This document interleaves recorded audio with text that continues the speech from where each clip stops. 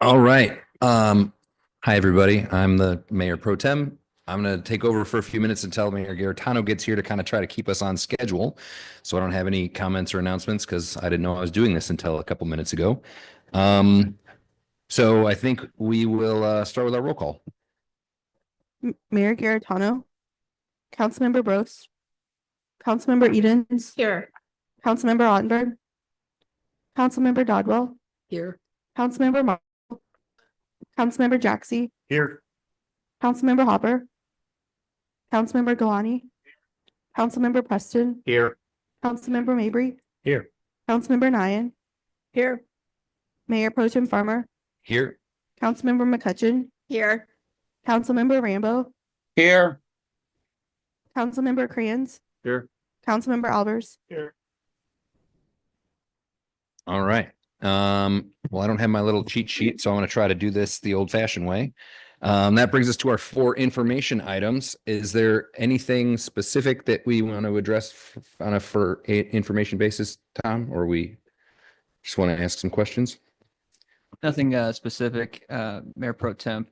One item did want to call out with your permission, was just the discussion of the fiscal year 2025 capital improvement projects budget. One thing to look at on attachment C, there is a version of the budget that has about 1.6 million removed from the capital improvement program in 2025. In this case, we can discuss it further when we get to the second reading of Bill 2940, but wanted to bring it to the council's attention for consideration. Thank you. All right. Does anybody have any questions on that they don't want to ask later? Mr. Brost. Yeah, I don't know. Is this a better time to have questions or should I wait? Mr. Bros, I would assume that the attune time would be after the second reading of the bill 2940. Okay. All right. Anybody have any other questions or concerns on the information items before we move on to our 4 action stuff? All right. Moving on. Under 4 action, up first, looks like we've got Latitude North 38. I assume that would be you, Mr. Gunich. Yes, Mr. Mayor Pro Tem, and thank you. Mr. Mayor Pro Tem and members of City Council, as you'll recall, there's been some discussion about a cooperation agreement between the City of Wildwood and the development entity for North Latitude 38. The cooperation agreement required the input of both the attorney representing the development entity and our city attorney. That document has been prepared and it's been under review by both parties extensively, and that leads me to tonight's request. That review has not been completed, but is very near completion, and I believe the city attorney, the city administrator, and the Department of Planning and Parks believes we'll have that final version, a consensus version for your review at the meeting in January of the new year. There are a couple of other points I'd like to make. First, to assist in kind of describing what we're talking about in terms of future Main Street, with the assistance of Ms. Ripito, the department prepared an aerial photograph that shows the collective segments and their assignment to the different property owners. So you'll see 4 segments. There is the segment that is part of Latitude North 38, the segment that is the cities, which is the portion of future Main Street along the Village Green, Crestview Drive, which is a parcel of ground with a roadway located in it, and then finally the 10-foot right-of-way that is needed collectively along all of the properties on the north side of existing Crestview Drive. So as you can see, the dimensions of needed right-of-way are identified. 40 feet is preferred along the south side of Crestview Drive. The Crestview Drive parcel of ground is 25 feet in width, and then finally an additional 10 feet on the north side. That'll give the desired width for future Main Street extension. So hopefully this is an item that assists in our discussion as we move into the new year. And then finally, there was a request by Mr. Kranz to try to put an estimate or best guess, so to speak, for the Main Street construction that was part of the Main Street Crossing subdivision. First and foremost, not all of Main Street was the responsibility of Payne Family Homes. Their frontage was limited to about 2/3 of the distance. In calculating the number, there was a particular issue with stormwater management facilities. They're hard to make that determination, but in terms of streets, curbs and gutters, trails, sidewalks, ADA items, street lights, street signage, street trees, and median plantings, the overall cost at that time, which was approximately 5 to 6 years ago, was $344,000. I take note again, that does not include any of the stormwater improvements that are part of Main Street. Are you talking about Main Street Crossing subdivision? Yes, Payne developer. yes. And for his portion of Main Street, he paid out $349,000. $344,000. Okay. Did he pay for the TGA in addition to that? No, the TGA was credited and they built the extension outside their property boundaries to Route 109. Okay. So again, I'll do a little more work on the stormwater facilities. So in January, hopefully I'll have a final number for you. So with that, Mayor Pro Tem, Yes, sir. the department would respectfully request postponement of this matter until the January 2025 meeting. Fantastic. Would anybody care to make a motion to postpone? Motion made by Mr. Ottenberg, seconded by Mr. Jaxi. All those in favor of postponement, please say aye. Aye. Anyone opposed? Any abstentions? All right. Thank you. Sounds like you had it postponed. Okay. While Mayor Garetano gets settled over there, we could move over to our city recreational calendar. I assume that's you too, Joe? Yes, sir. Thank you again, Mr. Mayor Pro Tem and Mr. Mayor. Mr. Mayor and members of City Council, at our last meeting in November, the department presented the proposed recreation event schedule for 2025 as approved by the Planning and Parks Committee of City Council. There was some discussion about the recreation schedule. First and foremost, the number of events, how much time is spent by staff at those events, and then finally, just generally speaking, is the use of volunteers reasonable?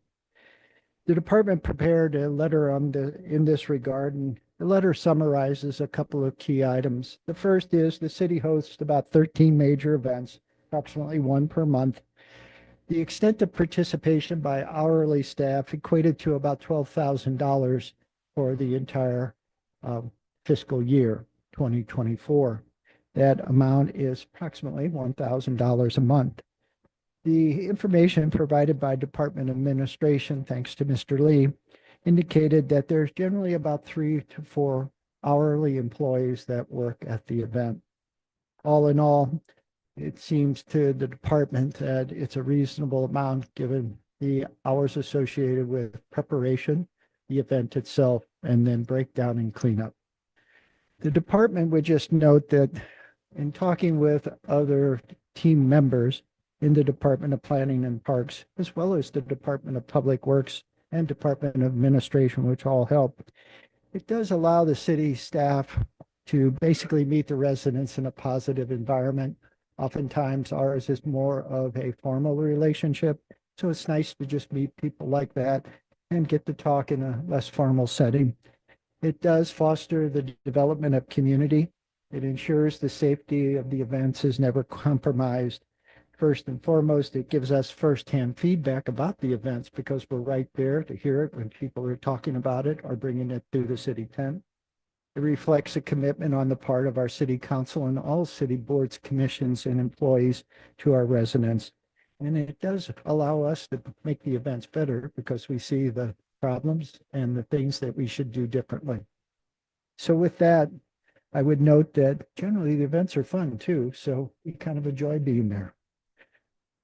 In terms of volunteers, I would note that this year was kind of a breakwater year in that with the assistance of Colonel Jaxi, we had help from the Lafayette ROTC at a number of our main events, which are the concerts, the summer concert series. We also had a number of volunteers from the Historic Preservation Commission and other boards and commissions fill in. So from the perspective of volunteers, I think we're finally learning that they're a great asset, and we will continue that trend in 2025. Acknowledging the cost, the benefits, and are kind of heading toward a volunteer model as best we can, the department would respectfully request a motion, second, and vote to approve the 2025 recreation schedule as presented tonight by the Planning and Parks Committee. Thank you. You want to take over? Or you want me to keep No, going? no, keep going. Finish All right. this one and then I'll. I take got the it. next. Anybody care to make a motion to approve our calendar? Made by Mr. Ottenberg, seconded by Mr. Jaxi. All those in favor, please say aye. Aye. Aye. Anyone opposed? Any abstentions? All right, that passes. And with that, I will hand it over to Mayor Garetano. Great. Thank you very much. Appreciate step in for moments like this. So we'll proceed then with the next item on the agenda, which is the Planning and Zoning Commission, right? The acceptance of the commission's action upon the city's 5-year capital improvement plan is required by Chapter 89 of the Missouri Revised Statutes, which states that this administrative body must review and act on this planning program so as to ensure consistency with the city's master plan. Director Vunich, please. Thank you, Mr. Mayor. Mr. Mayor, members of City Council, each year under state statute, a local jurisdiction that exercises zoning must have a master plan. And the master plan sets forth requirements relative to the commission's responsibilities relative to capital improvements. Each year, this particular report is presented to City Council at the conclusion of the fiscal cycle. In presenting this, I would note that the Planning and Zoning Commission thoroughly reviews a list of projects for the upcoming fiscal year, in this case, 2025, and the remaining 4 years that form the 5-year plan itself. This year, we had the benefit of having an extra meeting to go over the projects in greater depth. Got a lot of good feedback and a lot of positive comments from our commission members about the efforts of the city. Ultimately, though, under state statute and local code, the intent is to present this to City Council for its acceptance as part of the overall budget process. The Planning and Zoning Commission unanimously approved the document before you, and tonight the department is seeking a motion and second to accept the report from the Planning and Zoning Commission as submitted. Is there anyone that wishes to make the motion? I'll make the motion. I just had a question. Okay, so if you're making a motion. Good discussion. Councilmember Albers with the second, and go ahead. So just from a process standpoint, let's say there's some item on here that we decide we're not going to do or whatever. How does that, like, are we accepting this as this was their plan and then we can make other plans, or how does that work? That's a very good question, Mr. Farmer, and I will defer to the pair of attorneys that are sitting at the dais tonight. I'm sorry, what would you mind repeating the question? So I'm just trying to understand from a process standpoint, if we approve this plan as presented by planning and zoning, but then we make changes to it for whatever reason, how does that work? Are we accepting these projects, or is this just like, yeah, we accept that they went through the exercise and now we're going to do You're that too? accepting that they've gone through the exercise and made these recommendations. You're really accepting what they have presented, because the Planning and Zoning Commission ultimately for any public improvement has to be referred to them for approval. So they have approved these. You could move forward them if you like, but you don't have to.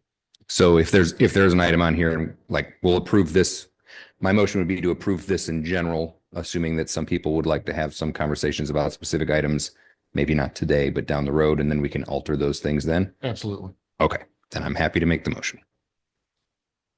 Okay, we have that motion on the floor. Any other questions or discussion? Councilmember Marshall. Maybe a clarification question.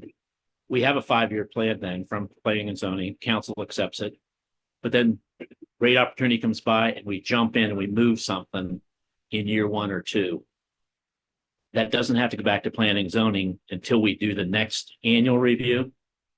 Things cannot get put on the capital planning budget if it's not been approved by planning and zoning for the year we're going into. I had you up until the last half of that sentence. If you could. So because they approve it every year, 1 year, then we'll accept it. We don't have to do the items on. Correct. But over the years, we've had issues where items come on. Yeah. And we just jump in there and say, we're gonna do that, and yet we've had residents then come back and say, well, wait a minute. That wasn't in the 5-year plan approved by planning and zoning. And I'm just curious, I know we can do it for the second year out. Correct. But can you throw something in without having it go through that annual process? It depends on the nature of the public infrastructure that you're building or that's being funded. But because it's really in the zoning code that sets forth, it's I believe the term that they use is public facilities in the zoning or statute. And by and large, even if it isn't part of this 5-year capital improvement recommendation, almost all public improvements, whether part of this or not, go through P and Z for recommendation. So as long as we go through that process, we're fine. And Mr. Marshall, I won't say without exception, but if a project is added, let's say in the upcoming fiscal year that wasn't identified as part of the 5-year plan, under the urging of our city attorney and with the assistance of the Department of Public Works, we usually bring those to the Planning and Zoning Commission to have them review it and then act upon it. And so it kind of amends the plan from the perspective of the department. So where's the trigger kick in on the capital for facilities at 3.2 million? At which point is that just total spending from the beginning up to that amount? So in terms of the charter provision about the 3.5 million with the escalator, which I don't know if we've got an actual number on that, I have a rough estimate, but approximately 4.2 at this point. 4.3. 4.3, so it's at 4.3 million now.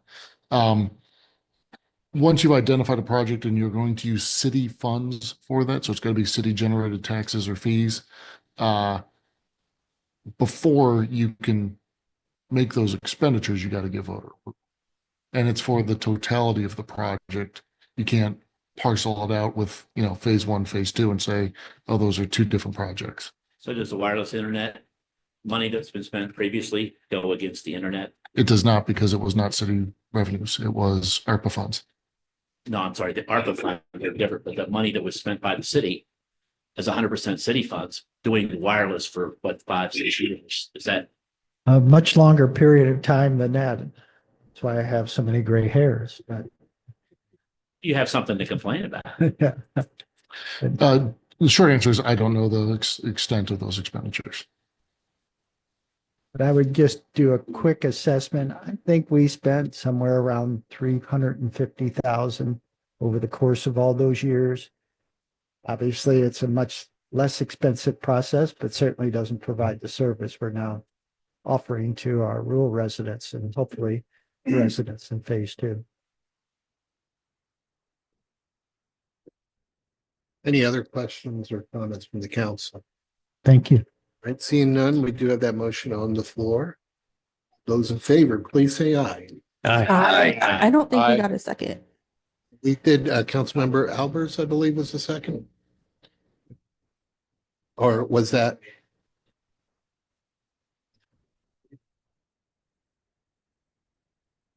Okay, so we'll just do that one more time, just for the record. All those in favor, please say aye. Aye. Any opposed or abstain? Right, that motion passes. Right, the next item, D, which is the Department of Administration, we have the approval of the 2025 city calendar. Director Thomas Lee. And available for any questions at this time. There's no significant changes really to the structure of it, other than the recreation schedule that was approved just a moment ago has been incorporated here. So that was something we were looking out for if there were any changes. But other than that, it's pretty standard considering. And one note is that the Economic Development Committee, it was discussed a couple times at the committee level that 5:30 start time that is listed throughout the schedule. So in that case, if there is an issue with 5:30 start time for economic development, that would be the one call out. Thank you. Do we have any questions? Otherwise, then we'll seek a motion for approval of the calendar. Anyone that wishes to make a motion? Councilmember Galati. Yeah. Okay, for approval of the 2025 city calendar, and a second I see by Councilmember Nyan. So we have that motion now on the floor.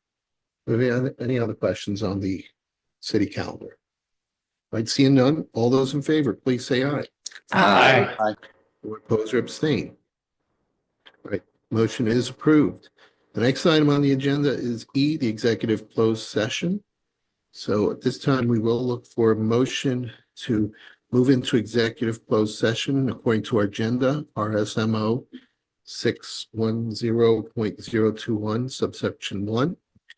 We have subsection 12 of RSMO 610.021. We have RSMO 610.021 subsection 13 and RSMO 610-021 subsection 14. So is there anyone that wishes to make a motion to move into executive closed session pertaining to these items? We have Councilmember Farmer with the motion, seconded by Councilmember Kranz. It will be a roll call. So the city clerk. Councilmember Bros. Councilmember Edens. Yes. Councilmember Ottenberg. Yes. Councilmember Dodwell. Yes. Councilmember Marshall. Yes. Councilmember Jaxi. Yes. Councilmember Galani. Yes. Councilmember Preston. Yes. Councilmember Mabry. Yes. Councilmember Nyan. Yes. Councilmember Farmer. Yes.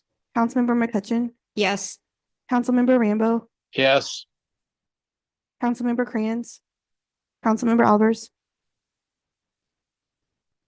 Okay, the motion, For Councilmember Rambo's, if we could ask him to either turn his phone on or abstain, or turn his camera on or abstain. I will abstain. I tried to slip that one by you, honestly. I can't get my camera on. It's on my phone. It's like my fifth device. The fifth time's the charm, so I apologize. all right, then thank you for that. So all those, so therefore the motion passes. We move into closed session at this time. And therefore, we will ask council members, we'll move into the community room for this executive closed session. And for those that are in here, we will return back as soon as we adjourn our closed session.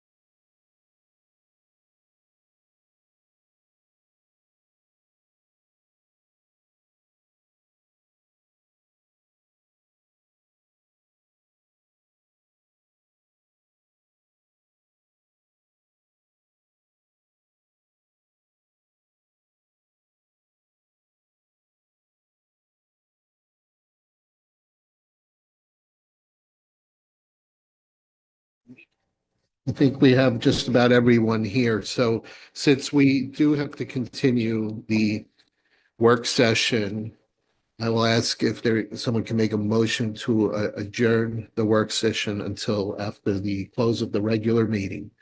Councilmember Marshall. So moved. Okay, is there a second? Councilmember Preston. All right, all those in favor, please say aye. Aye. Any opposed or abstain? Okay, that passes. So the work session will continue after the regular meeting. So good evening, everyone, and welcome to our council meeting. I'm going to check to see if there is any objection for us to either keep moving forward with our regular meeting, or if anyone or a group wish to take a quick break, but otherwise we'll just continue moving forward.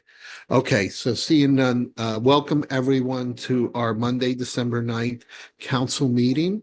And would like to again welcome you to our last meeting of the year. So we'll start with the roll call. Our city clerk, please. Mayor Garitano, Present.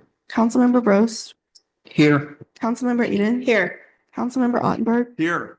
Councilmember Dodwell, Here. Councilmember Marshall, Present. Councilmember Jaxi, Here. Councilmember Hopper, Councilmember Galani, Here. Councilmember Preston, Here. Councilmember Mabry, Here. Councilmember Nyan. Here. Councilmember Farmer, Here. Councilmember McCutcheon. Here. Councilmember Rambo, Here. Councilmember Crayons, Councilmember Albers.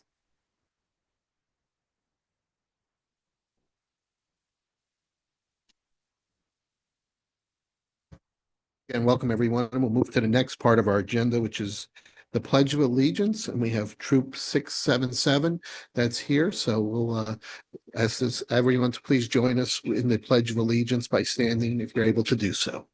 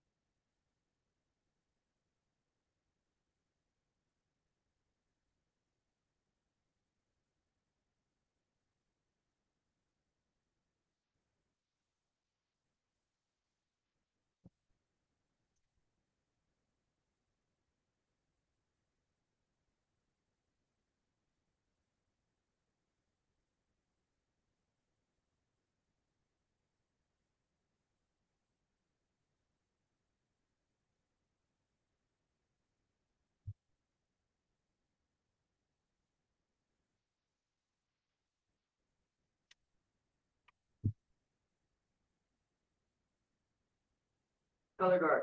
Oh.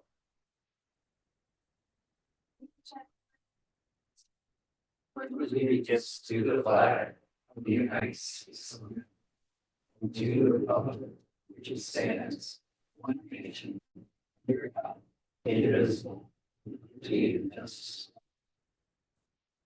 Color guard. Those the colors.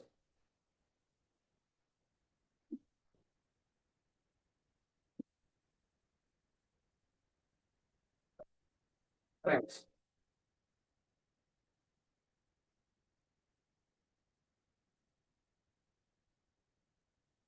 Audience, please be seated. I'd like to thank Troop 677 for the Pledge of Allegiance tonight, and want to wish you all happy holiday season. So we'll move forward with our agenda. With approval of the minutes will be part of the consent agenda. So the next part of our meeting agenda is public participation. So during this time, we'll ask for anyone that has filled out a speaker card to please come forward and present that to the city clerk, who is seated right by the podium if you haven't done so already.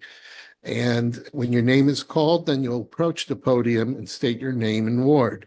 So to ensure everyone has an opportunity to speak, there is a 5-minute time limit, and I will let you know as you approach that time limit. If you have any questions for us, please mention that during your remarks. Identify any official you would like to respond. The official will make note of it And at the conclusion of public participation, any official who chooses to respond will have 3 minutes to do so. And that official may also choose to respond after tonight's meeting. We ask that you please be respectful to others in making your remarks. Interrupting others and using profane or abusive language are prohibited. And I want to thank you in advance for following these guidelines. City Clerk, do we have any speakers? All right, so we have no speaker cards. If there's anyone online, please use the raise hand feature on your Zoom. And if you do wish to speak, this would be the time to use the raise hand feature. Okay, I don't see anyone there. Do you wish to speak, sir? Okay, so if you don't mind, you can speak right now, but before you leave, could you please give the city clerk a speaker card so that we have on the record your name and information? So please do come forward, and again, state your name and your ward number or address if you're not aware of which ward. Yeah, apologies. I should have done my homework a little bit better there. I guess wanted to introduce myself. I'm a property owner at 1205 Old State Road. Little background, under 5 minutes, definitely. My wife and I grew up Wildwood and Benton, and moved to Florida 7-8 years ago. My wife's family owned 1205 Old State. And sorry, I don't speak in front of people. I'm an engineer, kind of awkward around people, so still kind of getting over that right now. Nice place and everything. Anyways, so this property, we have the shared use path coming through. Excited about it. Looks like a nice thing for the city. The crosswalk with the shining lights that's on today's business wasn't something that I was made aware of. I think my wife over the weekend was just looking through the minutes and saw it was added to the agenda. So I just wanted to introduce myself in person, say, we do have a vested interest in this property, hopefully longer term. We have a renter in there right now. And my hope with that property is to be able to move our family in there someday. It does seem that the shared use path it seems like to me kind of a threat to us renting that out for a amount of money that will allow us to keep it longer term, especially during the construction of it. At the end of the day, if we can't get a renter to come back into that property, or if we struggle to find someone for a fair rent, we will have to sell it, and whatever happens to that property happens. I say all that to say, you guys added the crosswalk right in front of the road, right in front of the property, and the flashing lights. Right now, the crosswalk is about 23 feet away from the front porch. And if you take that actually on the front, walking area, it's about 20 feet from where you would actually exit the sidewalk. Right now, as it's with the shared use path, okay, it wasn't anything too concerning, and we're still going through negotiations for that. However, the crosswalk with the flashing lights, whenever you're, talking something that's pretty darn close to the house, one thing I would respectfully ask is if you did put the flashing light strobe that you're talking about adding, if you could put it on the other side of the road from the property. If someone's trying to go to bed at night and they got the flashing lights right next to their head, it's something that maybe could be brought up and in conjunction with having the walkway so close to the front of the house. I'm not here to talk about the shared use path as a project moving forward. I think it's a good thing. Something I wanted to respectfully ask. The other thing, it would be nice to have a little bit more preparation and notice before something like this. Maybe we haven't done a good job of introducing ourselves to you guys also. But if you want to email us or call us, it would be nice not to have to, jump on a plane last minute to get before you guys to share concerns about this matter. That's everything I wanted to say, though. Okay, thank you very much. And do we have anyone else that wishes to speak? Okay, so I will just make a quick comment as I'm well aware, that crosswalk did come up in conversations with some neighbors in that area. But I would, highly recommend, as you mentioned, you haven't perhaps contacted or spoken with anyone at City Hall, but you may want to reach out. You can even send an email if you wish, to get more information on where that location is going to be, and certainly see about sharing the feedback there. I do believe where your home is, it's right there at Lake Country Lane where it comes out, and I do believe the crosswalks further down the road because of just the angle. Again, I'm not an engineer, you may recognize that. But anyway, we'll get that information to you if you reach out to our Department of Public Works, and we greatly appreciate you coming forward tonight, making that trip to speak to about it. So we'll see what we could do. Thank you. Councilmember Dockwell. Sure. Sir, I'd just like to let you know, I live off of Strecker Road, and we have some houses that are right up to the street. If they have a 20-foot backyard, it'd be surprising to me. We have a similar light that's been put in place there. I've gotten no complaints from any of the residents there, primarily because most walkers are not out after dark. And so the light intensity during the daytime is just enough to catch the eye of the driver and not to turn your house into a disco. Okay. Okay, well, thanks again. And I did check. So yeah, definitely look into seeing exactly how many feet, because based on what I had heard, I thought it was more a couple 100 feet away from the home. So did Rick say that? Okay, then that's the person to talk to. All right, thank you. All right, anyone else? We don't have any other speakers, so then we'll move forward with our agenda here. So we have several appointments in the consent agenda. So we'll move forward. Let's see. Yep, we have an appointment in the consent agenda, so that will be coming up later on. So we'll move into public hearings. So we have the first public hearing, and I'll ask Director Vunich to introduce the topic, and then we'll have it read. Thank you. And are you okay? Okay.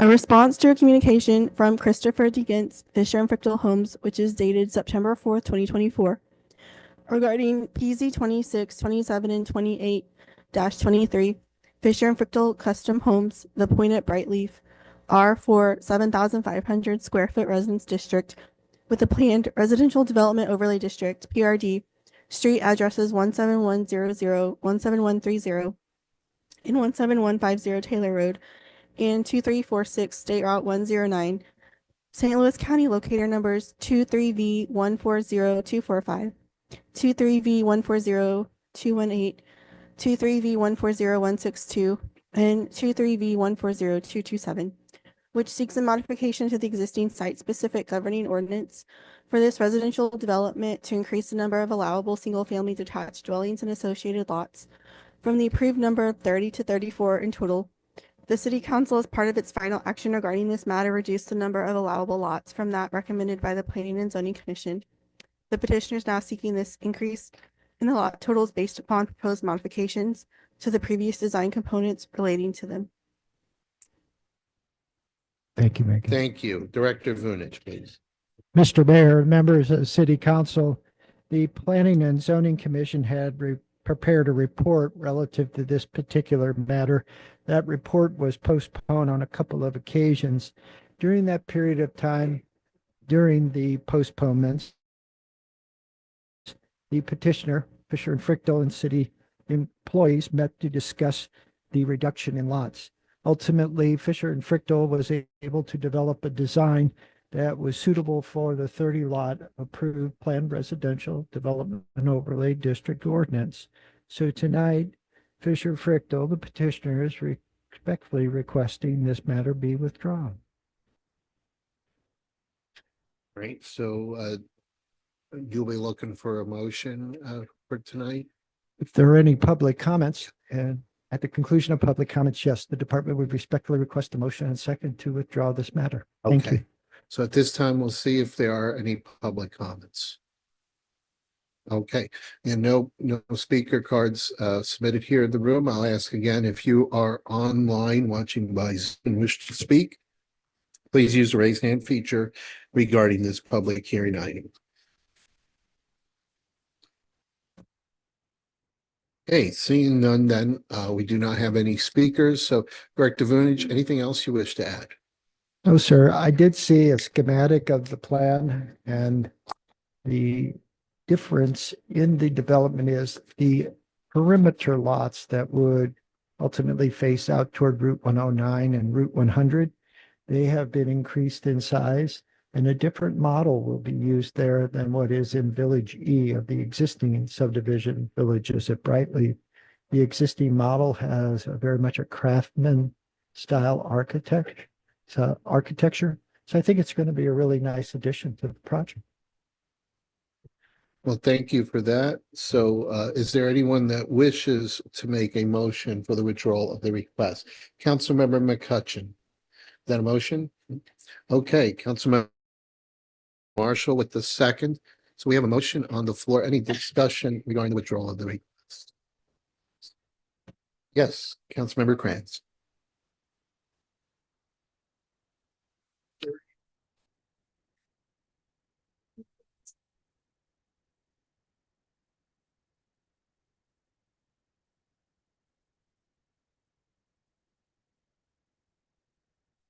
Okay. Just kindly remember, the motion's on the matter before us here, the withdrawal. So go ahead, Councilmember Albers, was that your hand up to speak? Okay. Councilmember Mabry then. Oh, thank you. They're rescinding their request only so they can re-request with this new plot, and they have to go through the formality of the old request for 34 in order to file an appeal for 30. The existing ordinance that was approved by City Council, that being the Planned Residential Development Overlay District Ordinance, established the maximum number of lots at 30. They are willing to live within the bounds of that existing ordinance. So the next step actually is the submittal of a site development plan to our Planning and Zoning Commission. From the perspective of City Council, their task has been completed. Okay, when you mentioned you had a schematic and it looks workable. Them providing a schematic is not the same thing as providing a revised site development plan for planning and zoning's approval first. Yeah, very much so. You're correct. The schematic was a hand-drawn representation of the reconfiguration of the perimeter lots. There was nothing there that would even constitute a site development plan. So yes, that's the next step. And that'll be an engineer drawing signed and sealed by an engineer. Last question. Does your seeing schematic, the best way to save the most meeting time and re-meeting time and voting time, does it look like it's going to meet the primary concerns of the council here, that they were crabbing right up to the last inch that they possibly could in order to jam in this 34 houses? Well, certainly Fisher Frichtl has had a successful record here in the city of Wildwood, a number of developments. For the most part, what Fisher Frichtl was hoping to do is replicate on this particular subject site, Village E of the villages of Brightleaf, which was very successful for them as well. The city council had a different approach. The approach was reduce the lot count by 4. We've been successful in obtaining what the city council want. And I think we'll have a very nice development when it's all said and done. Thank you. Hey, I don't see any other hands up on the dice here. So we will we have a motion on the floor again for withdrawal of the request. So all those in favor, please say aye. Aye. Aye. Anyone oppose or abstain? All right, that motion passes. So we'll move on to the next item under a public hearing. So Ms. Eldridge, please read that item. In response to a request from the Main Street Crossing Homeowners Association regarding PZ 25, 26, and 26A-14, Main Street Crossing, care of Payne Family Homes LLC, R4 7,500 square foot residence district with an amended and residential development overlay district, PRD, east side of State Route 109, south of State Route 100, which seeks a modification to the site-specific governing ordinance, thereby eliminating the description that all service lanes, alleys shall be private in nature forever. Mr. Village. Thank you again, Mr. Mayor. Mr. Mayor and members of City Council, the Planning and Zoning Commission has provided to you a letter with recommendation regarding this requested change that was submitted by the Homeowners Association of Main Street Crossing. As you know, over the course of the last several months, there's been multiple discussions relating to private alleys in our new urbanism area, which is Town Center. Ultimately, the Town Center Update Committee, the Planning and Zoning Commission, and City Council authorized the consideration of private alleys becoming public in nature. There was a policy adopted by the City Council shortly after that adoption of the change to the Town Center plan. And ultimately, the Main Street Crossing development has met the requirements of that policy. Therefore, with the requirements of the policy met, the Planning and Zoning Commission amended the site-specific ordinance to change the wording from private to public. And so tonight, a bill has been prepared for introduction that would reflect that change. After public comment, the department will be available for any questions or comments. Thank you. City Clerk, do we have any speakers for the public hearing on Main Street Crossing? Okay, seeing none, again, I'll ask just in case there's anyone on Zoom. If they do wish to speak, please use the raise hand feature. Okay, seeing none, then we will proceed. So Director Vunich, you're looking for a motion on this? Actually, the bill is prepared and will be considered later in tonight's agenda. But if there are any questions from any of the City Council members, I'd be glad to try to answer. Thank you. Okay, Councilmember Krantz.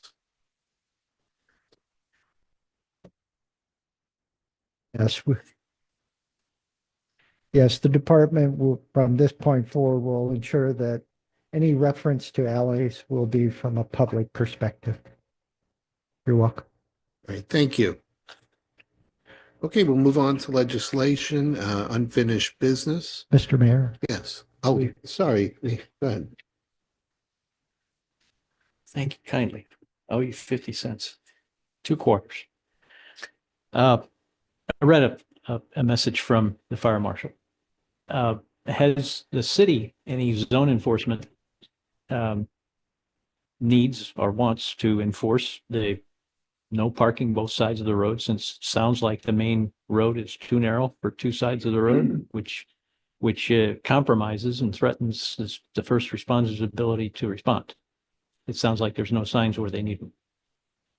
Certainly, the Department of Public Works, through the Board of Public Safety to City Council, can place restrictions on parking on any public street or public thoroughfare.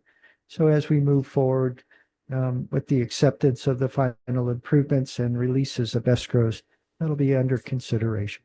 Thank you. Okay, and I believe just for clarity, if you did receive an email today, it actually pertains to a different location, a different development. Yeah, so that's not part of this here. Okay, so thank you for that. So now, seeing no other hands up, we'll move into legislation unfinished business. So the first bill, Bill 2933, already is before the council, and this time, since it's been read twice, it's here for a third reading and concerns all wards. So, Mr. Vunich, do you have anything to add regarding the information that's been presented? Mr. Mayor, members of City Council, as you recall, The bill has been before you on 2 other occasions. And in both of those instances, there were questions raised by city council. And then ultimately, the city attorney and the Department of Planning needed to resolve just a couple of changes that had been identified in the proverbial 11th hour. Those changes have been identified between the parties, the city attorney and the Department of Planning, and we feel comfortable tonight that the bill is in a form ready for consideration. I would note that in that proverbial 11th hour, St. Louis County has identified that under action, they no longer call the program a reoccupancy, but now an occupancy program. So I would ask the city attorney if that's a change that can be made as part of tonight's reading or not. And again, that was advised to Ms. Ripito, who has been the contact between St. Louis County Department of Transportation and Public Works today. So certainly we wished it would have been earlier.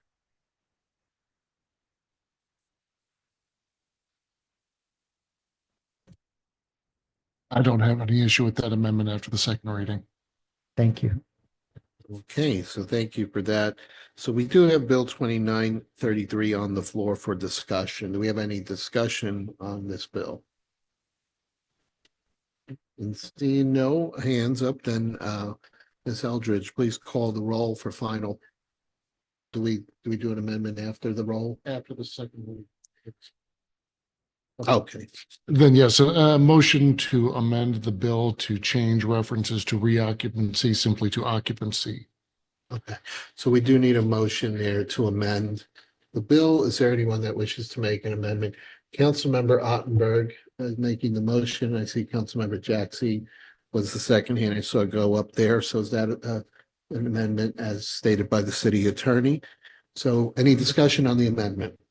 Seeing none, all those in favor of the amendment, please say aye. Aye. Anyone oppose or abstain? All right, so the amendment passes. So now we're back to the main bill. Any other discussion? Seeing no hands, then Ms. Eldridge, please call the roll for final passage. Councilmember Gross, Yes. Councilmember Edens. Yes. Councilmember Ottenberg, Yes. Councilmember Dodwell, Yes. Councilmember Marshall, Yes. Councilmember Jaxi, Yes. Councilmember Galani, Yes. Councilmember Preston, Yes. Councilmember Mabry, Yes. Councilmember Nyan, Yes. Councilmember Farmer, Yes. Councilmember McCutcheon, Yes. Councilmember Rambo, Abstain. Councilmember Crayons, Councilmember Albers. The bill passes. With the permission of the mayor, I'd like to thank the Planning and Parks Committee members for their sticking on this with us as we went through a number of different meetings and probably a better part of 18 months. So thank you. Thank you. All right, we'll move on to Bill 2940A before the council for a second reading. So this one concerns all wards. Is there a motion for a second reading of the bill? Made by Councilmember Farmer, second by Councilmember Ottenberg. Ms. Eldridge, please read the bill. Oh, yes. All those in favor, please say aye. Aye. Anyone oppose or abstain? All right, the motion passes. All right, Ms. Eldridge, please go ahead and read the bill. Bill number 2940A, an ordinance of the city of Wildwood, Missouri, adopting the municipal budget and capital improvement program for the city of Wildwood for fiscal year 2025, second reading. Okay, we have the bill on the floor. City Administrator, do you wish to? Yes, thank you, Mayor. Just wanted to make one quick notation, made it in the work session, that we did have a review of some of the capital projects and we were able to reduce the total expenditures by 1.617 million.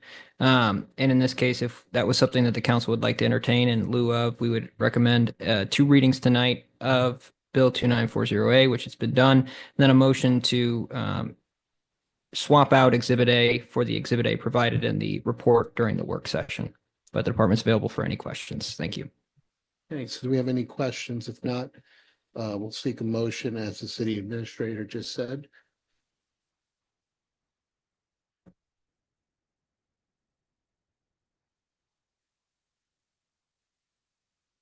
Go ahead. That's totally fine. In this case, explain the the changes? Yeah, that would be helpful. Okay. Go ahead. And in this case, so this is back to the work session agenda. It was under the budget discussion for capital projects. Nothing has been changed under the operating or any of the other funds. What has been changed is that there's been some removal of different capital projects in the capital improvement sales tax fund in general, and specifically in the park development, a few in the bridge, none in the bridge, sorry. Two components I wanted to note, if you are looking at the memorandum from the work session, is that we've highlighted in red the changes that were made, along with in white what was originally proposed as part of 2940A. Along with that, we have identified in blue where the park projects are titled that which projects are tied currently to funding. And in this case, when you look at them a little closer, most of the projects, the larger expenditures, are tied to federal funding. That being said, after discussion with the mayor, there would be an interest in having a larger scale discussion in January of 2025 to do a full review of the 5-year capital improvement program. So in that case, the department's available for any questions, but really the majority of these expenditures are coming from some of our larger federal projects, including the Old State Road Shared Use Path construction, the Green Pike Park Connector Trail that's occurring next year, our 109 BA South Roundabout next year, the Valley Road resurfacing project that we have to get easement on, the J-Turns project, which is a direct payment to MoDOT for that project when they resurface 100 west of 109, and then also the Route 100 project. It's adding left turn lanes at 4 different intersections. It's a direct payment to MoDOT that'll be inclusive of their resurfacing of 100 as well. One notation is that Old State Road is currently on the agenda for tonight's review. So that was something that was left on the capital projects budget. But that was something that was on a work session agenda, and the council had given indication that they wanted to proceed with getting that done as soon as possible. And St. Louis County has gotten back to us with an agreement. All the bridge items have remained on there, considering 2 of them are tied to federal funds and one is preventative maintenance. And one of the main items is public safety. So wanted to keep that included. And last but not least, keeping on there as well, internet and then City Hall capital investment. Thank you. Okay, so we'll see if there's any questions here. Councilmember Evans.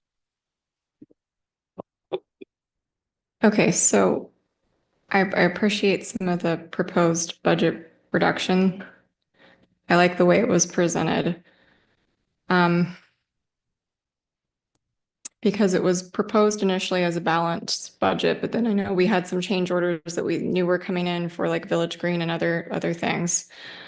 Is there the potential to put money back in and spend more on our higher priorities before mid-year and still run a balanced budget? So I think the key thing is the operating budget is a balanced budget, but the capital improvement budget does spend more than Right. what is coming in this year. And at the last meeting, the council had asked for the departments to meet to identify those particular items that were already in flight, or those items that were tied to grant money, that if we forfeited, would also forfeit the grant money there. So that review is what led to the budget there. The document that's in the work session is the one that really highlights the key differences there, and what changes were made in there. So obviously, we still are at a point where we do have budgeted, but we also have the money in the capital improvement budget, where we do have some major expenses that put in more than what the revenue is in the capital improvement fund. But in order to rein in those costs, that's what you see as the reduction there to help with that. So that's what you're seeing before you. So to your question, there is the opportunity to do a mid-year adjustment. Obviously, in this year, our actual numbers are lower than what our budgeted numbers are.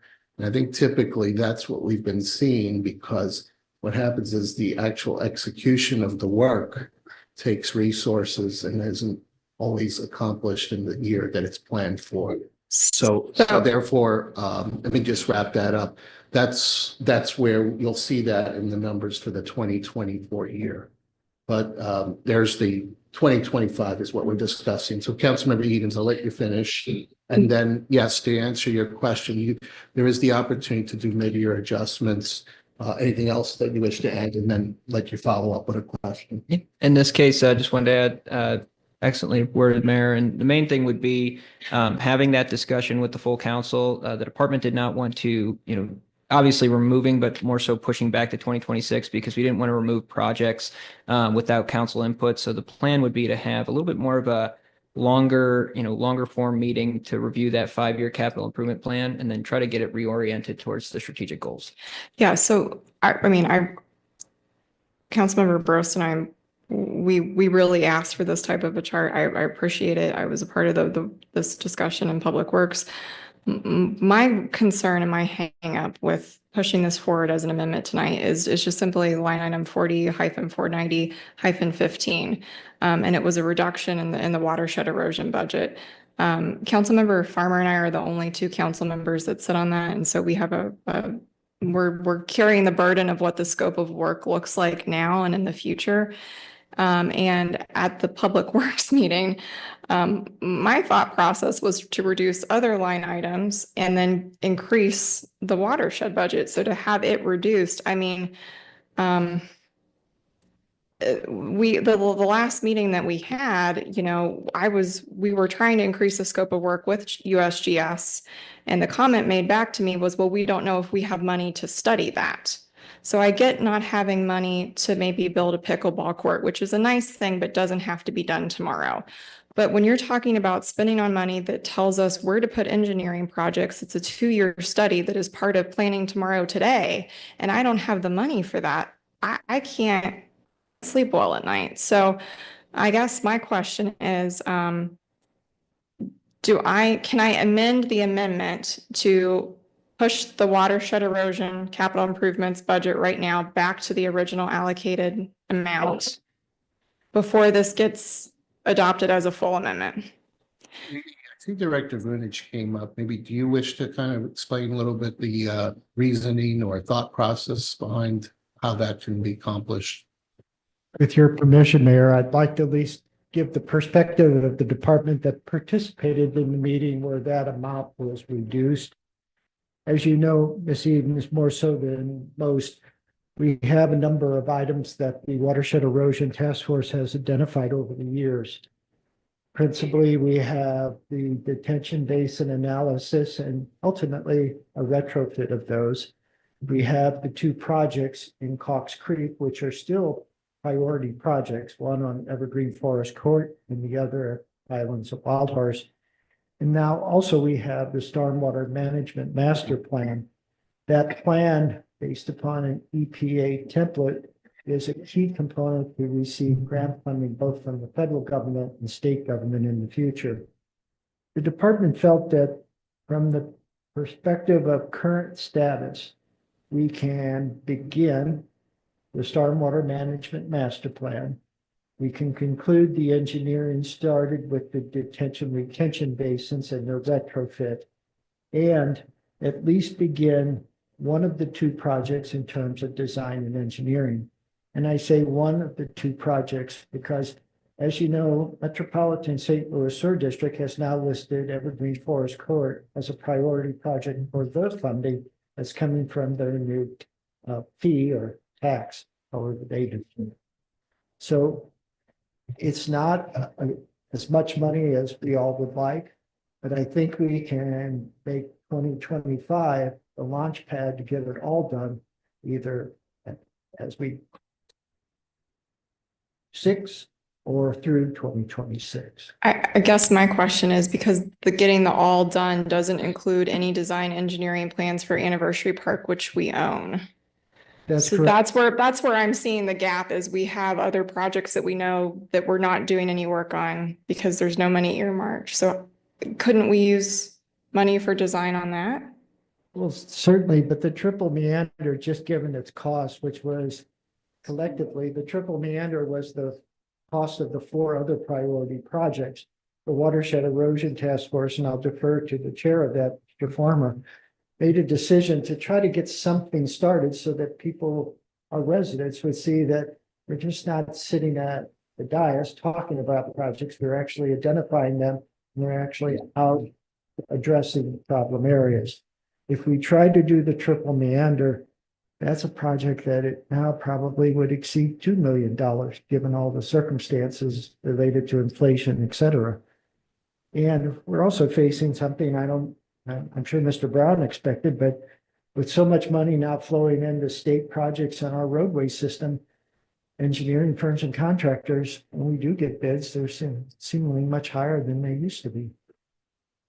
Here's one other item too, maybe Joe, you could speak to it, but we anticipate money coming in to the city from the MSD proposition. We have not yet seen that money, but when that does flow in, that will be a revenue source for these types of. And I get that. It's just, I just came from a meeting where I was told we didn't necessarily have the money to add the flooding area to the USGS study or determine what additional areas could become basins as they recommended.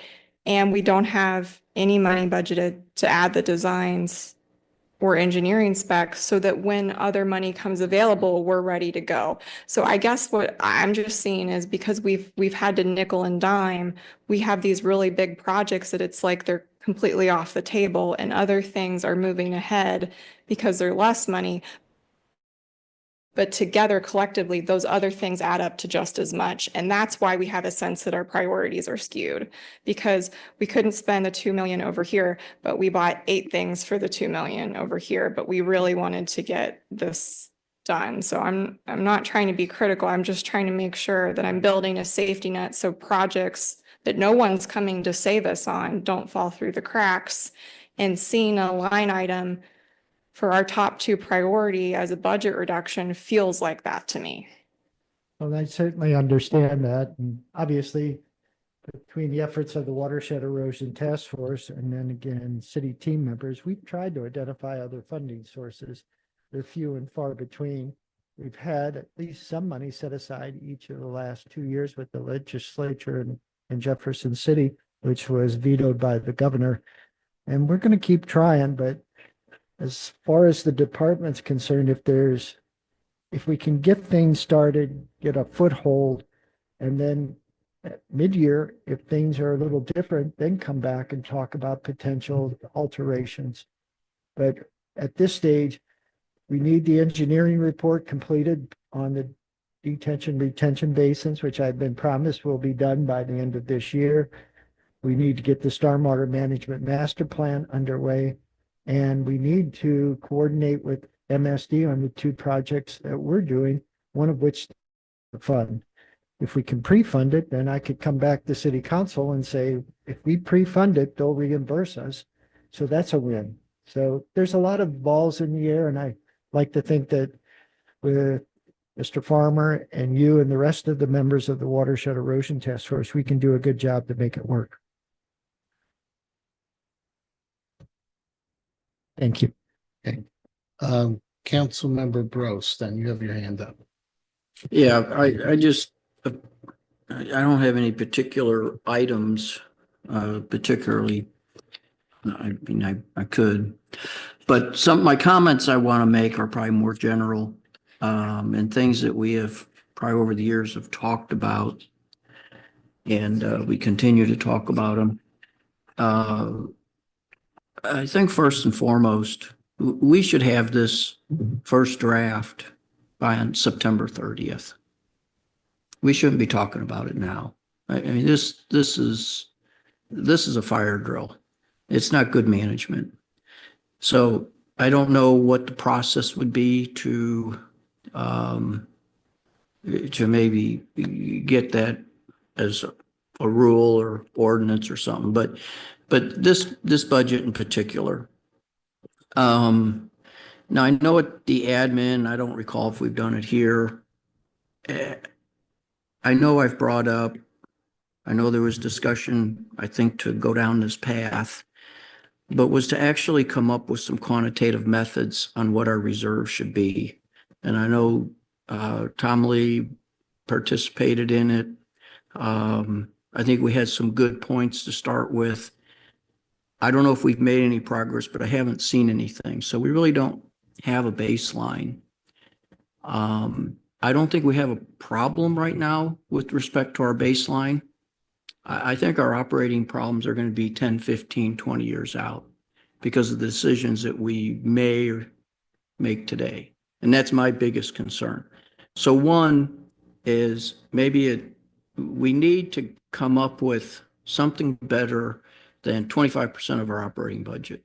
I mean, we have various risks throughout our city that we need to quantify and come up with, call it a guess, but we need to quantify it. We've talked about it, hasn't been done. The next item, which going up the chain, is, Tom, you talk about a larger meeting in January. We've had a ton of larger meetings to quantify our expenditures, and it looks like we just threw them out the window. Nothing in this budget relates to all those sessions we had where we were going to prioritize whatever your priority is. It's not present in this budget. Number three, and most important, is I think we got on a path where we're just spending too much money going into next year. And my final thing would be is, can we approve the budget minus this and then have that grandiose meeting that we've had 20 times and come back to, one, what do our reserves need to be? What are our priorities? And even if we're going to spend all the money on our lowest priority, let's do it consciously. I mean, because right here, I mean, I don't know. We're not leveraging all the work we've done. So if we can't separate this, I'm a no vote on the budget, but I'd like to be able to separate it and get that stuff done. It puts some analysis next to it. Everyone on this council has contributed, particularly on the capital side here, and it's not present. It's just not present there. So those are my comments. Thank you. Councilmember Brost, wanted to follow up a couple things. So we did have a discussion at Edmond PW about the reserves, and what the consultant had come back with and said that 12 months of operating expenditures would be a healthier reserve level for us, since we have she looked at the amount, and we worked with her on the amount of watershed erosion projects that we have coming in. And in this case, it is currently still at 25%, but we didn't get action at the Edmond PW committee. Tom, let me just jump in. Tom, I want to know what you think. Yeah. Well, no, the consultant gives information. We have to process that. And what we talked about was quantifying our risks. That consultant has no idea what our risks are in the city. You know, risk that a bridge goes bad is not in that report. You can take any number you want and put it in there, but what are our true risks as a city? And even what you brought up to me is we have insurance on some of those, but I don't think you could answer what it covers. That's what I want to do. I don't want to just have a report that says it used to be 3 months and now it's 12 months. Because you read it, why? Maybe it only 3 months is it. But I think we have to do that exercise. So I mean, I read the report. I think hopefully everyone on admin did, but it's just a number. There's no basis to that number. And I want to see more meat. I want to see some analysis based truly on our risks as a city. Our risks as a city is different than other cities. You know, just the land mass is so different. So I hear that, but if that's your answer, I want your answer. I want your analysis, and you have to take ownership to it. It's just, don't hire a consultant on something so big and just take their number. So sorry. Any other questions or comments? Councilmember Farmer. Yeah, mine, I guess, is maybe more of a process question. I agree with my colleagues on some of the concerns. I do appreciate, I know that it's not easy to go through these things and sharpen your pencil and try to figure stuff out, but while I think budgets are very important, very often I think they're about as good as the paper that they are written on, because we just move stuff around and change it anyways. So it's like, I know, for example, I'm seeing on here, you know, we're moving some project money away from the sidewalk on Strecker, which is fine because that is an inevitably delayed project. So that makes sense. And yeah, but I guess so my process question is like, I like Ms. Edens have some concerns on some specific things, and like Mr. Brost, I have just sort of some concerns on some generalities in this, but like if we were to approve this as it is currently configured, are we unable to open this up and do anything moving forward? Or is this just kind of like, we have to check this box because it's almost the end of the year, and then we can pretty much do whatever we want afterwards? I think the key thing here is approving this will authorize the funding for capital improvement budgets on January 1st. So that way, no projects that are currently in flight stop because the funding has stopped. The same would apply with an operating budget, right? If the operating budget tonight was not approved, then hypothetically, City Hall would be shut down on January 2nd. So there is an important need for approving the budget to authorize the spending of the funds. But to follow up on your question, there is nothing that says it sets it in stone. There is the opportunity to make those modifications. City Administrator Thomas Lee, you want to go ahead and add anything else? Yes, and the city attorney can correct me if I'm wrong, but my understanding is that if it wasn't approved, it would default to the previous budget, the previous year budget. But that being said, you know, this could be approved tonight with an idea to come back and have that larger discussion with a firm report from the city administrator recommending the reserve amount and then breaking down the risk. I guess my question is like, basically, we would be approving an amount of money, so just under $10.6 million that can be spent on capital improvements in 2025 based on these projects. But if one of these projects gets delayed, it doesn't, that money pushes forward or can be used somewhere else in the projects, right? Yes, I mean, theoretically, but the council would have to then have that, if it's not included on this project list and say an expenditure comes in that's a capital expenditure, it would then go through the approval process through the council by ordinance. So in that case, depending on the expenditure. Yeah, but don't all these already, I mean, we already approved all these things individually. Yes, but I'm saying if there's a new project that comes in, you're saying you add them. We're saying more like less new projects and more just reallocating a sum of money from, like, I'm not saying we would do this, but it's the first thing I'm seeing is bridge number 386 is $50,000. If we decide that's not going to happen and we want to move $50,000 to watershed, we have the ability to do that. Yeah. Okay, great. Thank you. And can I ask? Thank you. To answer your question there, at any time, the council can recommend during the work session, miscellaneous can recommend, hey, would like to review or add something to the budget. It can be amended at any time. Typically, it's done at mid-year and year end. But in that case, it can be changed in January, February, whatever month the council desires. Thank you. Great. Thank you. Any other questions or comments here?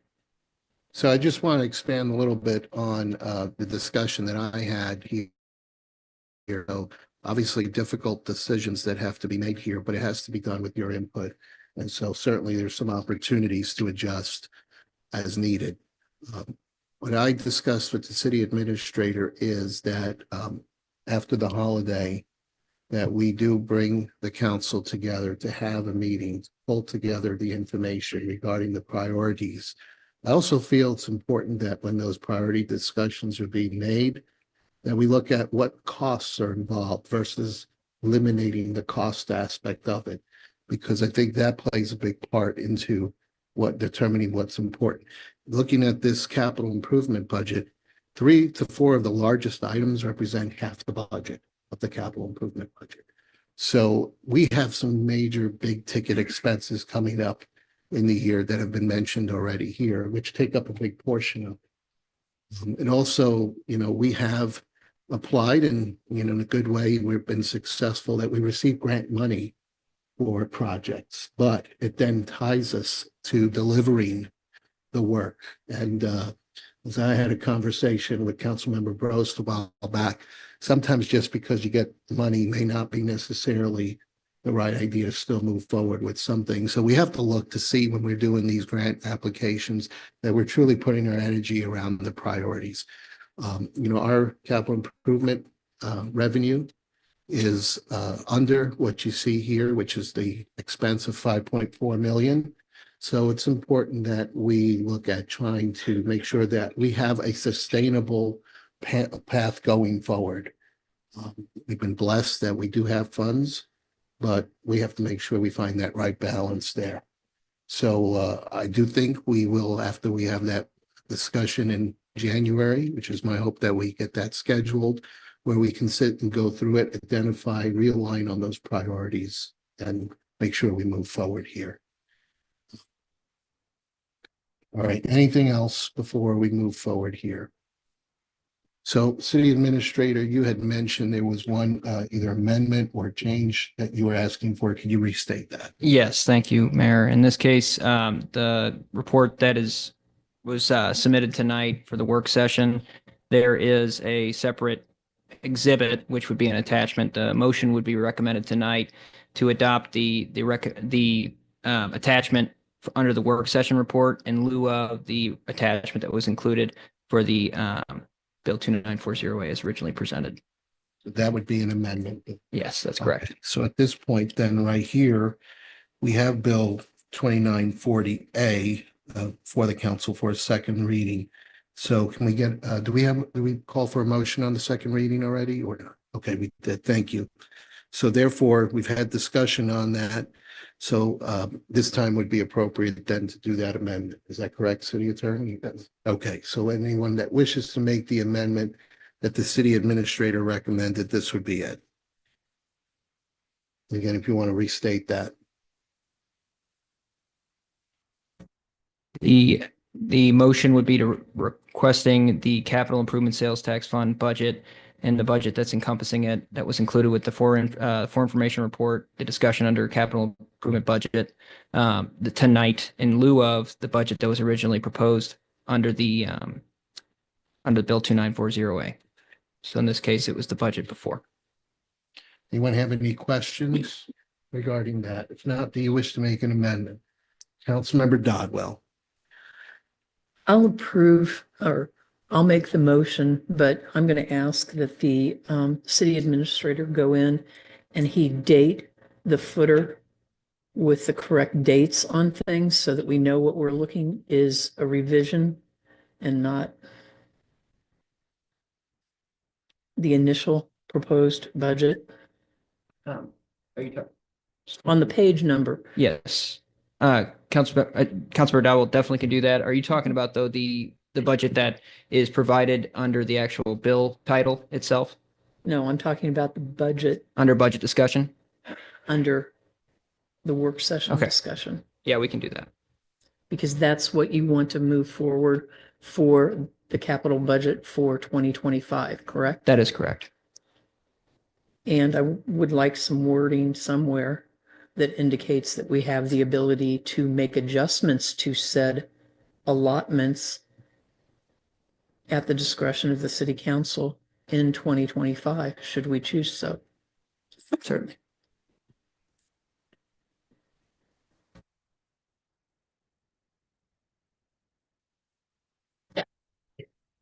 I just think that we need to get some of this in writing so that we'll have future council members that have never been council members potentially coming on board in April. Number one, and number two, so that all of us who are here making this approval keep to our word. Just for information, the ability to make changes are reflected in state law, the charter, and city code.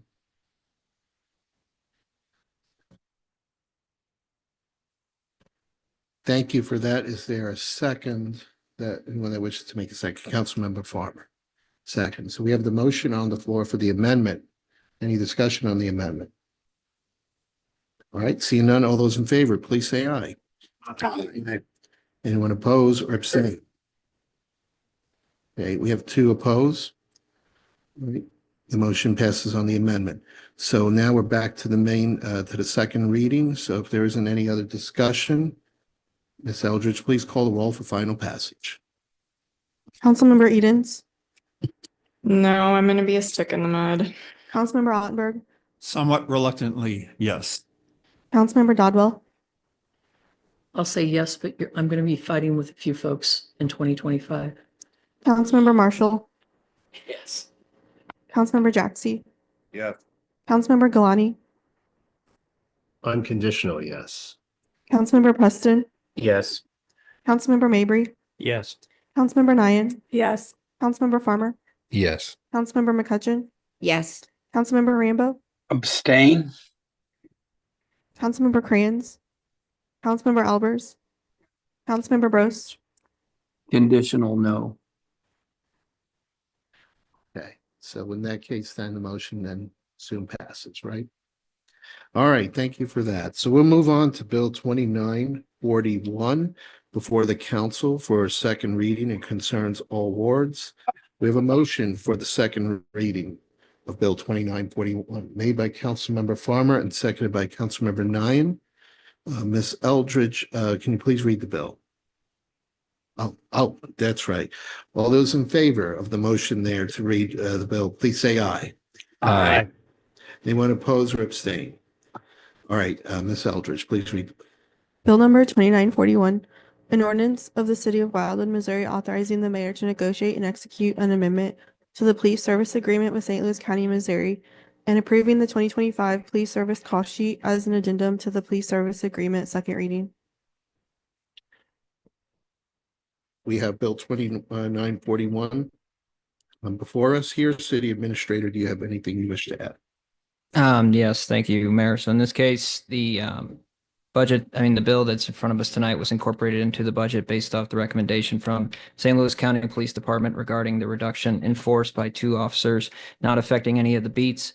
That being said, but allowing them to, in 2023, they moved from 8-hour shifts to 12-hour shifts, which did create some efficiency and a little bit of redundancy on their work around. So in this case, the captain of the police department has approached the city and also the St. Louis County as a whole. And tonight, we're recommending that reduction take place and also lead to some savings for 2025 and beyond. Thank you. Okay, so we have Bill 2941 before the council. Is there any discussion on the bill? All right, seeing none, Ms. Eldridge, please call the roll for final passage. Councilmember Ottenberg, Councilmember Dodwell, Yes. Councilmember Marshall, Yes. Councilmember Jaxi, Yes. Councilmember Galani, Yes. Councilmember Preston, Yes. Councilmember Mabry, Yes. Councilmember Nian. Yes. Councilmember Farmer, Yes. Councilmember McCutcheon, Yes. Councilmember Rambo, Abstain? Councilmember Crayons, Councilmember Albers, Councilmember Bros, Yes. Councilmember Edens. Yes. Thank you. The bill passes. So we have bills 2942 and 2943. If there's no objection from the council, I'd like to request that we read these two en masse here. They're both bills that one is regarding the screening requirements for Fairhaven subdivision, and the other is a boundary adjustment on Shepherd Hollow Road. So any objection if we read these en masse? All right, so with bills 2942 and 2943, do we have a motion for a second reading of these bills? Made by Councilmember Ottenberg. Is there a second? Made by Councilmember Nian. All those in favor, please say aye. Aye. Aye. Anyone oppose or abstain? All right, Ms. Eldridge, please read bills 2942 and 2943. Bill number 2942, an ordinance of the city of Wildwood, Missouri, amending ordinance number 244 by modifying screening requirements of Plat 1 of the Fairhaven subdivision, second reading. Bill number 2943, an ordinance of the city of Wildwood, Missouri, approving a boundary adjustment plat between 2 lots of record that are part of the southwest quarter of section 24 and the northwest quarter of the southeast quarter of the same, Township 45 North, Range 3 East, located at the intersection of Shepherd Hollow Road and Shepherd Ridge Spur Road, and to be hereafter known as Boundary Adjustment Plat of 1315 Shepherd Hollow Road and Parcel 2 of 101 Shepherd Ridge Spur Road, second reading. Hey, Mr. Vunich, do you have anything to add pertaining to these bills? Thank you, Mr. Mayor. I do not. The bills remain unchanged from their introduction, but if there are any comments or questions, the department would be glad to try to answer them at this time. Thank you. So we have these bills on the floor for discussion. Is there any discussion? All right, Thank you. seeing none, Ms. Eldridge, please call the roll for final passage. Councilmember Dodwell, Yes. Councilmember Marshall, Yes. Councilmember Jaxi, Yes. Councilmember Galani, Councilmember Preston, Yes. Councilmember Mabry, Yes. Councilmember Nian, Yes. Councilmember Farmer, Yes. Councilmember McCutcheon, Yes. Councilmember Rambo, Abstain.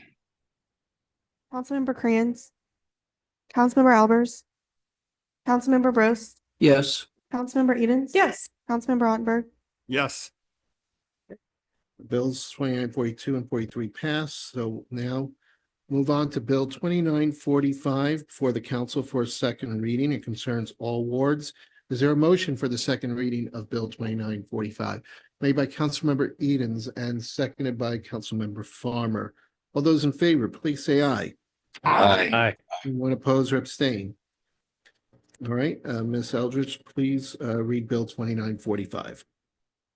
Bill number 2945, an ordinance of the city of Wildwood, Missouri, authorizing the mayor to negotiate and execute public roads, rights of way, and parks maintenance agreements with certain contractors. Second reading. Okay. Director Brown, do you have anything you wish to add? Thank you, Mayor Gaetano. I have nothing additional to add. This is for our 2025 right-of-way maintenance contracts for roadway, parks, and trails maintenance. If there are any questions, I'll be glad to do my best to address them. Does anyone have any questions for Director Brown? Right, seeing none, then Ms. Eldridge, please call the roll for final passage. Councilmember Marshall. Yes. Councilmember Jaxi. Yes. Councilmember Galani. Councilmember Preston. Yes. Councilmember Mabry. Yes. Councilmember Nian. Yes. Councilmember Farmer. Yes. Councilmember McCutcheon. Yes. Councilmember Rambo. Abstain.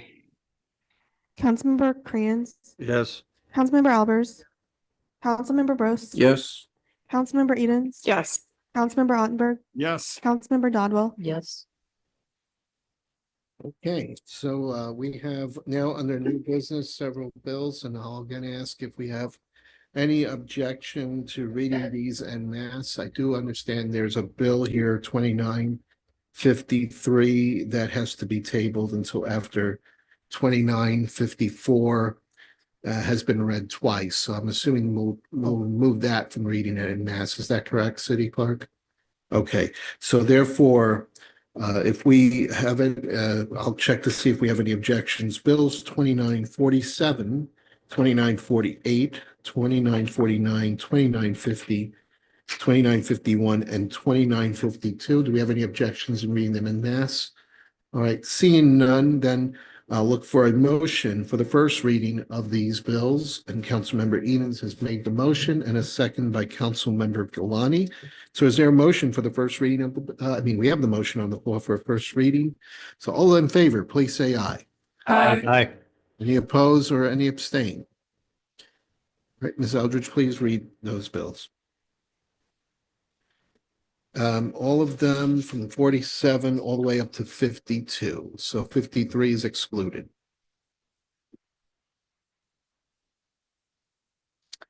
Bill number 2947, an ordinance of the city of Wildwood, Missouri, authorizing the mayor to negotiate and execute a city consultant agreement with HR Green Incorporated for construction engineering services for the Route 109 and Route BA roundabout improvement project. First reading.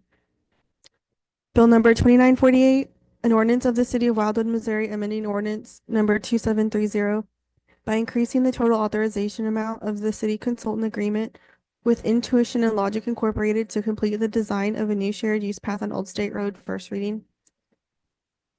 Bill number 2949, an ordinance of the city of Wildwood, Missouri, amending ordinance number 2838 by increasing the total authorization amount of the city consultant agreement with George Butler Associates Incorporated, DBA GBA, to complete the design of the Route 100J turn improvement project. First reading. Bill number 2950, an ordinance of the city of Wildwood, Missouri, authorizing the mayor to negotiate and execute a cost share agreement with St. Louis County, Missouri, to install a high friction surface treatment on sections of Old State Road between State Route 109 and Old Fairway Drive. First reading. Bill number 2951, an ordinance of the city of Missouri authorizing the mayor to negotiate and execute a second amendment to consultant services agreement with Rana Alanas CPA for county consultant services. First reading.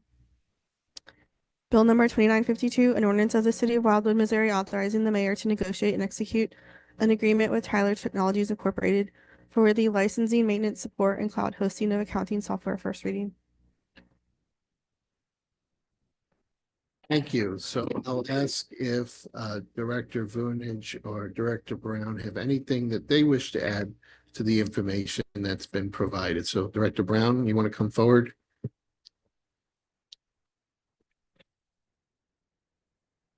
Thank you, Mayor. I have nothing additional that I can think of to add to the bills on the floor. Obviously, if there's any specific questions, I'll do my best to address them at this time. Do you have any bills that you are requesting for a second reading? No, Mayor, other than the discussion about, I think the desire to do 2 readings on 2953 later. Okay, we'll come back to that. Yeah. So does anyone have any questions for Director Brown at this time? Okay, seeing none, then I guess there are no questions. Director Vunich, do you have anything else to add? Okay. So therefore, with the bills that have been read, these bills will be on the agenda for the next meeting. And then we have on the agenda Bill 2953. So at this time, there is a request that we table Bill 2953 until after Bill 2954, which is coming up right after, has been read twice. And so therefore, if the council agrees, we greatly appreciate a motion to table Bill 2953 until after Bill 2954. Is there someone that wishes to make that motion? Councilmember Albers, is there a second? Councilmember Galani. Okay, we have a motion on the floor. Any discussion? None. All those in favor, please say aye. Aye. Those who abstain. Right, the motion to table passes. So at this time now, we'll move into the next section of the agenda, which is the first readings from hearings with favorable city recommendation, Bill 2954. So this is before the council and concerns Ward 8. So is there a motion for the reading of Bill 2954, made by Councilmember Galani, seconded by Councilmember Albers? All those in favor, please say aye. Aye. Any opposed or abstain?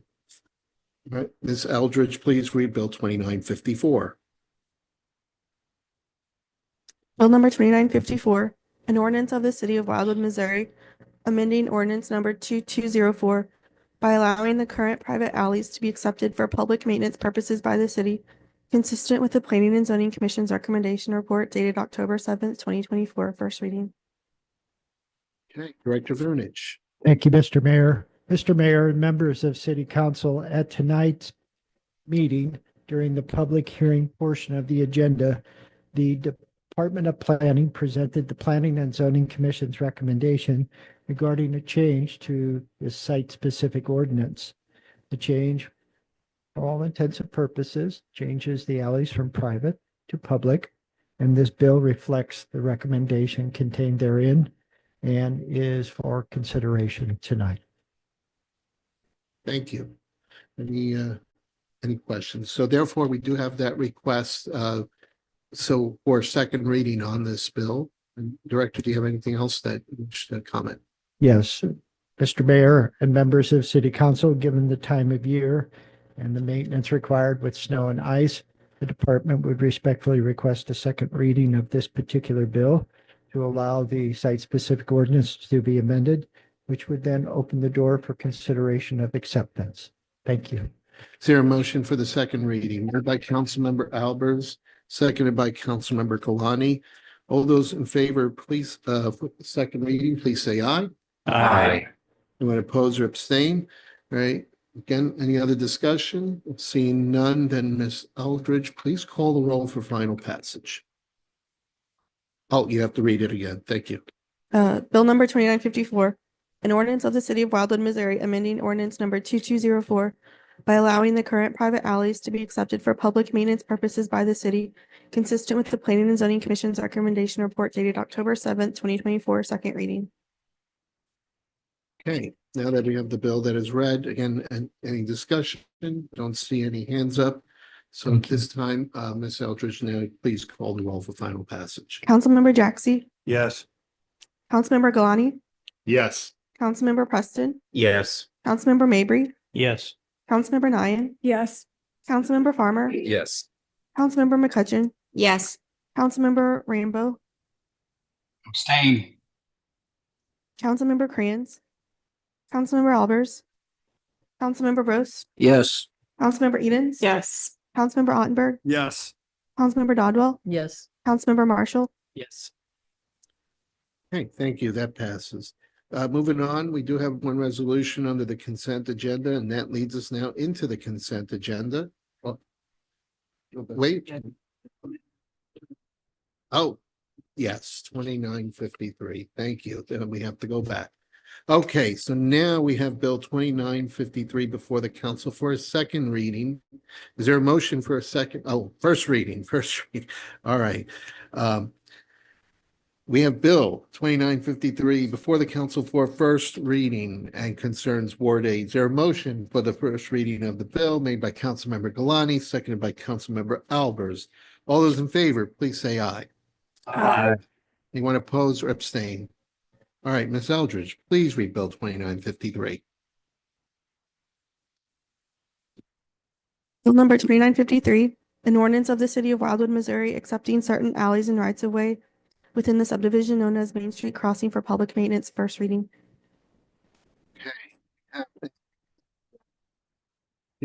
To that, Director Brown.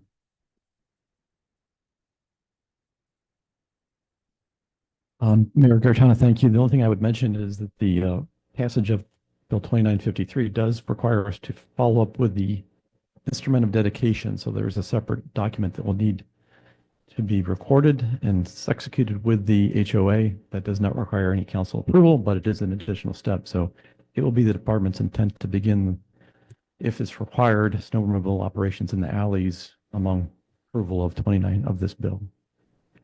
Okay, so this is a first reading. Do you need a second reading on this bill? Respectfully, the department, I think, would prefer that so we can clarify our intent with regard to snow removal if we are required to do that, if that's okay with the council. Okay, so therefore then we have Bill 2953. Is there a motion for a second reading of the bill made by Councilmember Galani, seconded by Councilmember Albers? All those in favor, please say aye. Aye. Anyone opposed or abstain? All right, Ms. Eldridge, I believe you have to read that bill again, right? Bill number 2953, an ordinance of the city of Wildwood, Missouri, accepting certain alleys and rights of way within the subdivision known as Main Street Crossing for public maintenance, second reading. Any discussion on the bill? All right, seeing none, then Ms. Eldridge, please call the roll for final passage. Councilmember Galani, Yes. Councilmember Preston, Yes. Councilmember Mabry, Yes. Councilmember Nyan, Yes. Councilmember Farmer, Yes. Councilmember McCutcheon, Yes. Councilmember Rambo, Yes. Oh, That I'm sorry. Abstain. I apologize. Councilmember Crayons, Councilmember Albers, Councilmember Roast, Yes. Councilmember Edens, Yes. Councilmember Ottenberg, Yes. Councilmember Dodwell, Yes. Councilmember Marshall, Councilmember Jaxi,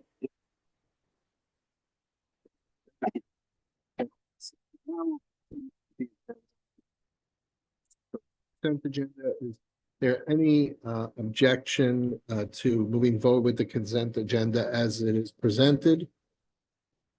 Right, seeing none, then can we get a motion to approve the consent agenda? Made by Councilmember Nyan, seconded by Councilmember Preston. Any discussion on the motion?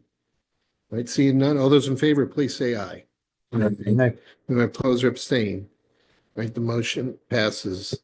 So now we will move on to miscellaneous. Anybody that wishes to comment regarding miscellaneous? Okay, I'll add in that I just want to thank everyone involved with the holiday tree lighting. I think it executed perfectly. And I know there were many people that were involved across many different responsibilities.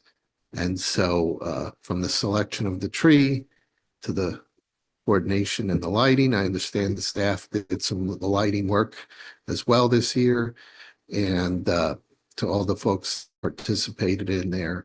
Again, I want to thank everyone. I want to thank also, we had a large number of council members that attended.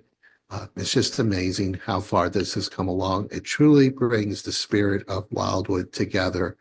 And I'm just so excited for future years. So congratulations on that wonderful event.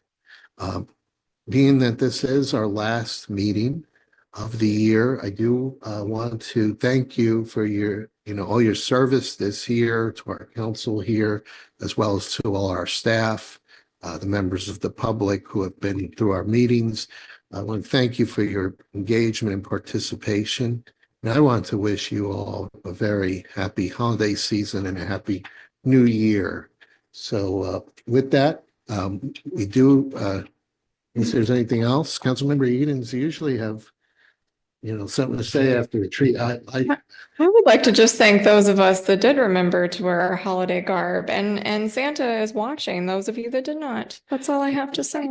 And I would also tell the mayor that he did a wonderful job, and the 3D printed switch was really, really neat. I love that staff was excited and we're excited and the kids were excited. So yeah, we'll do it even bigger and better next year. Keep moving forward. Well, thank you so much. I do apologize and ask for your forgiveness that I'm not wearing my ugly sweater. Only in the spirit of the holiday season will I extend my forgiveness, but don't let it happen next year. You're the mayor. You have to. I did not want to outdo one former council member. I think he's still the award, Councilmember Remy. If you're watching tonight, former council member Remy went into full holiday gear with a full outfit. So we'll let him continue to keep that title.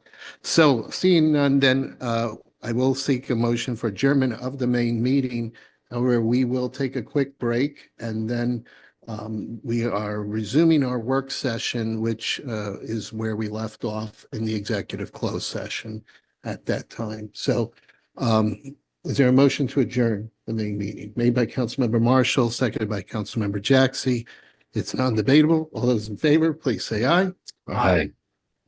Okay, the main meeting is adjourned. If I can just ask for 5 minutes or so, and we will resume in the community room in the executive closed session at 8 o'clock. Thank you again to everyone here tonight.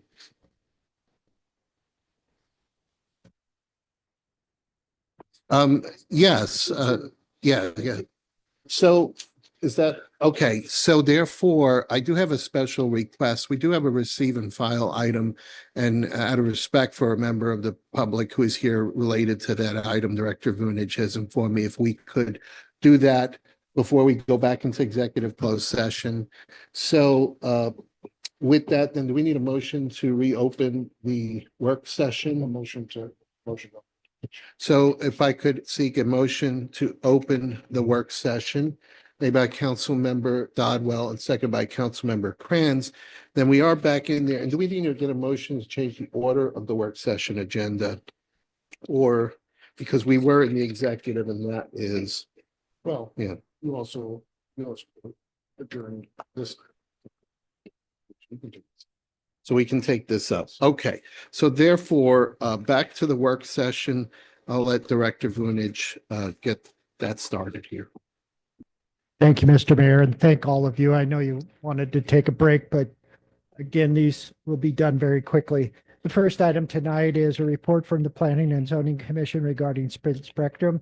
They have a 110-foot telecommunications tower at the Marinus Retreat Facility. Planning and Zoning Commission authorized the extension of the permit for another year. As with any conditional use permit, City Council has the right to exercise their power of review on any action of the Planning and Zoning Commission. That review would have to be exercised tonight. The second item is New Community Church. If you do not know, has bought a new facility on Wild Horse Creek Road. They have offered the two properties on Manchester Road for sale. There is a buyer that is in the process of closing. Acknowledging that, there is a C8 planned commercial district on the property that is south of the current church that was intended for additional parking and recreational facilities. The church did not meet the performance standards relative to timelines. The Planning and Zoning Commission authorized that property to be posted for public hearing about a potential reversion of the zoning. The next item relates to something we're all familiar with, Ackerley Place, now the Reserve at Wildwood. The Planning and Zoning Commission approved the site Development Plan Package at its meeting last Monday. This concludes approximately 8 years of effort relative to this particular project. The project again consists now of 115 single-family detached dwellings on individual lots. The report is for your receipt and filing. Finally, the last 3 items relate to the calendar of the Planning and Zoning Commission for 2025. It will continue to meet on the first Monday of the month unless there's a holiday, and the meetings will again commence at 6:30 p.m. The other 2 are an update on the 2024 work program, and then the Planning and Zoning Commission adopted its 2025 work program, which primarily will be the master plan update and doing the job they have to do per the ordinance. If there are any questions on any of these items, the department would be glad to try to answer them at this time. And thank you again for allowing us to sneak in here before closed session. Thank you. Do we have anyone that has any questions or comments regarding any of the receive and file items? Thank you. Okay, seeing none, then assuming no action, then that concludes the receive and file items. So at this point right now, we'll take a 5-minute break or so. So about 8:05, see you back in our executive closed session. And again, thank you to everyone who's been here for tonight, and wish you all the best this holiday season. And we will eventually come back to close out the work session.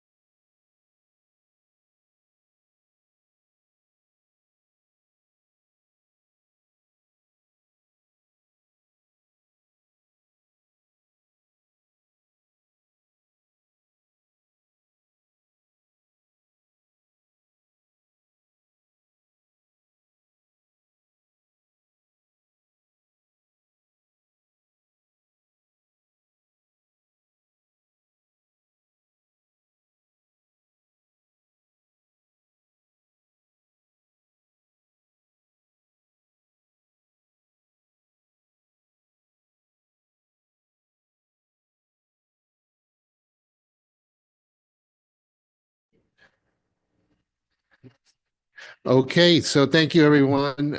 We are back here, and at this point, I believe we've concluded all the agenda in the work session here. So we need a motion to adjourn the work session. Made by Councilmember Farmer and seconded by Councilmember Preston. So all those that's in favor of the motion, non-debatable motion, or please say aye. Aye. Anyone opposed or abstain? All right, the meeting is adjourned. Thank you again. Have a happy holidays.